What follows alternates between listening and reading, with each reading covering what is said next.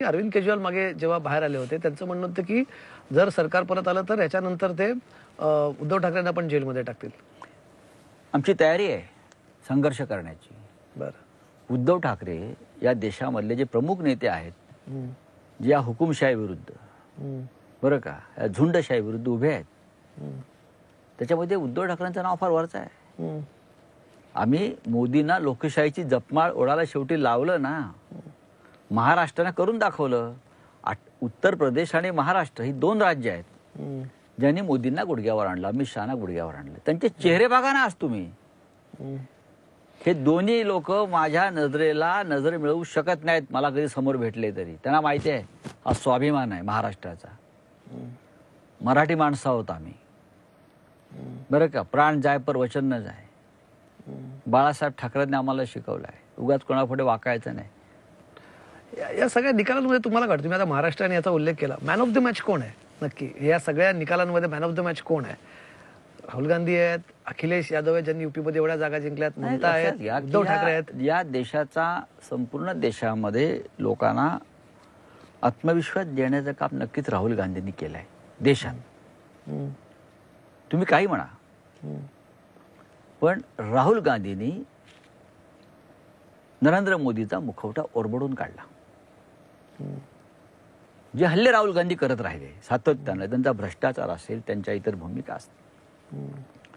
भारत जोडो यात्रा ही बिगर राजकीय होती वगैरे जरी म्हटलं तरी दोन्ही भारत जोडो यात्रांनी या देशामध्ये राहुल गांधींना नेता होण्याची संधी प्राप्त करून दिली. लोक त्यांच्या मागे चालले, लोक महात्मा गांधींच्या मागे चालले, लोक विनोबा भावेंच्या मागे चालले. काही काळ लोक चंद्रशेखर यांच्या पदयात्रेत चालले होते, पण एवढा मोठा प्रतिसाद नव्हता. आणि त्यानंतर एखाद्या पदयात्रेला भारताच्या भ्रमणाला सगळ्यात मोठा प्रतिसाद असेल तर तो राहुल गांधीचा होता. मी स्वतः त्यांच्यावर 3 दिवस चाललो ना. मी पठाणकोट पासून त्यांच्यावर जम्मू काश्मीरपर्यंत चालत राहिलो. एक तो रोमांचकारी अनुभव होता. कोण नरेंद्र मोदी चालणार आहेत का त्यांच्या मतदारसंघात वाराणसीत? त्यांनी चालून दाखवावं लोकांबरोबर. ते गाडीवरती उभं राहून नुसतं असं ते गाडी पुसतात तसं नाही करून चालत ते. नाही, राहुल गांधींनी सिद्ध केलंय मी नेता आहे. Rahul Gandhi man of the match आहे तुमच्या मते? ते मॅन ऑफ द सिरीज आहेत आणि राज्यामध्ये मॅन ऑफ द मॅच आहेत. इथे उद्धव ठाकरे आहेत महाराष्ट्रात, तिथे अखिलेश यादव आहेत, तेजस्वी यादव आहेत, ममता दिदी आहेत ना. राहुल गांधी हे मॅन ऑफ द सिरीज आहेत. महाराष्ट्राचे man of the match Uddhav Thackeray आहेत, शरद पवार आहेत. प्रत्येकाने हा संघर्ष केला. आमचे पक्ष फोडले उद्धव साहेबांच्या बाबतीमध्ये, माननीय पवार साहेबांच्या बाबतीमध्ये पक्ष फोडले, चिन्ह काढले, आमच्या संपूर्ण नाड्या आवडल्या, आमच्या कार्यकर्त्यांना तुरुंगात टाकलं, धमकावलं. तुम्ही महाराष्ट्राबद्दल म्हणतात, निवडणुकांच्या मध्ये हा मुद्दा होता, असली शिवसेना नकली शिवसेना, असली राष्ट्रवादी नकली राष्ट्रवादी.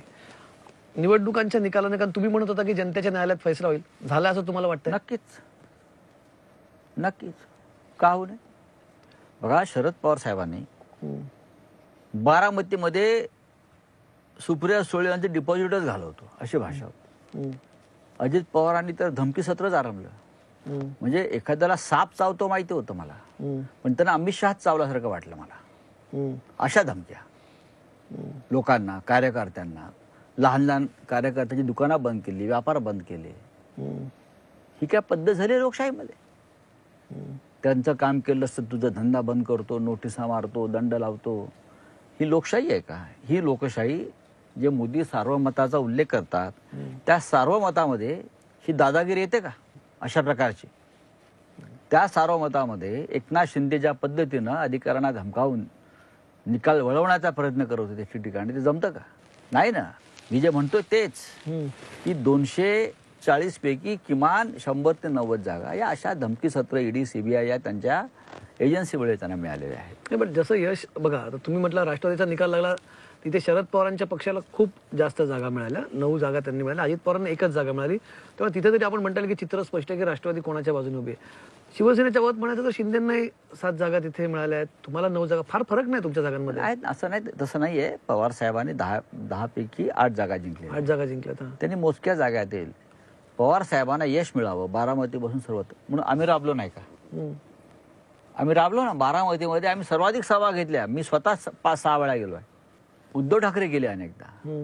कारण बारामती हा आमच्या सुद्धा प्रतिष्ठेचा प्रश्न होता. लक्षात घ्या, बारामती हा फक्त पवार साहेबांचा नव्हता, तर बारामती हा महाराष्ट्राच्या प्रतिष्ठेचा प्रश्न होता, शिवसेनेच्या प्रतिष्ठे. बाहेरचे 2 गुजराती व्यापारी येतात आणि बारामती काबीज करण्याची भाषा करतात, मुंबई काबीज करण्याची भाषा करतात. मुंबईमध्ये आम्ही जिंकलो ना. आमची एक जागा चोरली, पाकिटमारी म्हणतो त्याला आम्ही.